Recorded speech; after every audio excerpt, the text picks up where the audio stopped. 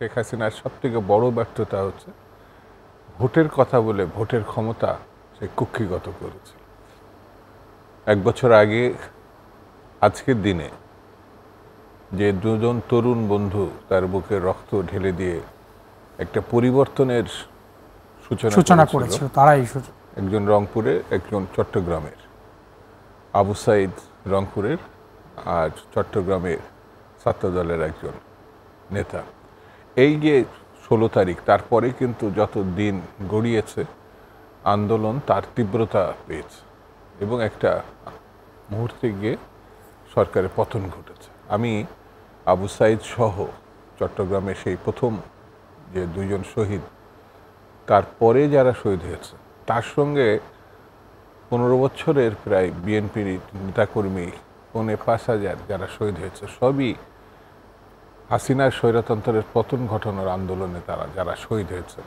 আমি সকল শহীদদের প্রতি আজকের এই দিনে শ্রদ্ধা জানাচ্ছি, তাদের মাগফিরাত কামনা করছে, আল্লাহ যেন তাদের বেশ নসিব করে, আর যারা আহত হয়েছে তাদের সুস্থতা কামনা করে।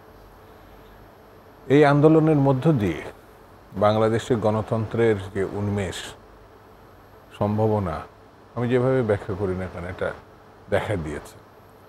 1 বছর হয়ে গেল, নানান ব্যাখ্যা বিশ্লেষণ নানান কিছু হয়েছে, কিন্তু স্বৈরতন্ত্র থেকে গণতন্ত্রে উত্তরণের প্রয়োজন যেটা, সেটি হচ্ছে একটি স্বচ্ছ গ্রহণযোগ্য নির্বাচন, যেটি গত 3টি নির্বাচনে আমরা এই দেশের মানুষের ভোট তো দিতেই পারে না, মানে ভোটের নামে এক ধরনের তামাশা হয়েছে। শেখ হাসিনার সবথেকে বড় ব্যর্থতা হচ্ছে ভোটের কথা বলে ভোটের ক্ষমতা সে কুক্ষিগত করেছে, যার পরিণতিতে আজকে তার যে পরিণতি, যে অবস্থা, দেশ ছাড়া, শুধু যে সে দেশ মানে ছেড়ে পালিয়েছে এমন না, তার পুরা পার্টি কিন্তু এখন নিষিদ্ধ। ছাত্রলীগ আগেই নিষিদ্ধ হয়েছে, আওয়ামী লীগ নিষিদ্ধ হয়েছে, মানে নিষিদ্ধ বলতে যতক্ষণ তাদের বিচার সম্পন্ন না হচ্ছে ততক্ষণ পর্যন্ত তাদের কার্যক্রম স্থগিত করা হয়েছে। বাংলাদেশের রাজনীতিতে এটি একটি উল্লেখযোগ্য এবং বড় ধরনের ঘটনা, আওয়ামী লীগের মতো সংগঠন।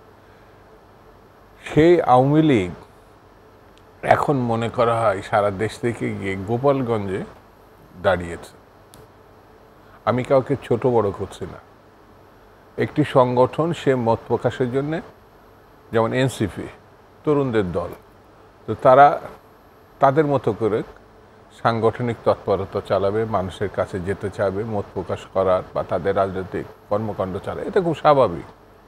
আওয়ামী লীগ তো এখন প্রকাশ্য কোনো রাজনৈতিক দল না। যেমন এই দেশে সন্ত্রাসে অভিযুক্ত অনেক দলই কিন্তু ফ্যানেটিক গ্রুপ হিসেবে যারা পরিচয়, নিষিদ্ধ, আন্তর্জাতিকভাবে নিষিদ্ধ তারা, তো তারাও নিষিদ্ধ। কিন্তু এই যে আজকে গোপালগঞ্জে বোধহয় বেশ কয়েকজন মারা গেছে, বিভিন্ন তথ্য আসছে 4 জনের কথা সর্বশেষ আমরা জানতে আমি আমি আমি অনলাইনে যেটা পাইছি 4 জনের কথাই পাইছি, পরে অনেকজন মানে গুরুতর আহত। জানি না আল্লাহ তাদেরকে সুস্থতা কখন দান করবেন।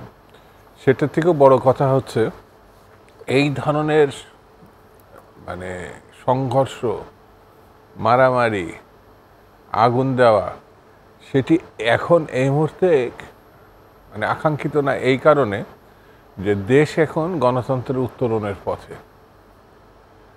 গোপালগঞ্জে গিয়ে যে ঘটনার মুখোমুখি জাতি হয়েছে, এনসিপিকে আমি অবশ্যই তাদের অধিকারে আমি স্বীকৃতি দেব, শুধু গোপালগঞ্জে না, যে কোনো সংগঠন যারা গণতান্ত্রিক সংগঠন যে কোনো জায়গায় সমাবেশ করবে, কথা বলবে, এটা তো স্বাভাবিক, কিন্তু তাদের আমি কথা বলতে দিব না, তাদের দাঁড়াতে দিব না। আবার তা যদি মানে গোপালগঞ্জ হয় তাহলে পুরোটাই আওয়ামী লীগের কাঁধে যাবে, ছাত্রলীগের কাঁধে যাবে। তাদের নেতা কর্মীদের এখন যে পরিস্থিতির মুখে পড়তে হবে, আমার ধারণা সেটা খুব সহজ না, কারণ এখানে রক্ত ঝরেছে, মৃত্যু হয়েছে। তো এই জিনিসগুলো যারা সঙ্গে যুক্ত হচ্ছে, আমি বলবো কোনো না কোনোভাবে স্বাভাবিক অবস্থাকে বিঘ্নিত করছে। সেই বিঘ্নিত করার কারণে গণতন্ত্রের উত্তরণে বাধা সৃষ্টি করতে পারে। মানে এই যে ঘটনাটি ঘটলো গোপালগঞ্জে, এটা আসলে আমাদের জাতীয় রাজনীতিতে কি ধরনের বার্তা দিচ্ছে আসলে? আমাদের সতর্ক হতে হবে, আমাদের দায়িত্বশীল হতে হবে, আমাদের পরিস্থিতি অনুধাবন করতে হবে, আমাদের প্রধান কাজ কি সেটি স্বীকার করতে হবে। মানুষ অর্থনীতির দিক থেকে এখন খুব ভালো নাই, চাকরি বাকরির বাজার খুব ভালো না। আমাদের প্রায় 40-45 হাজার শিক্ষিত বেকার এখনই।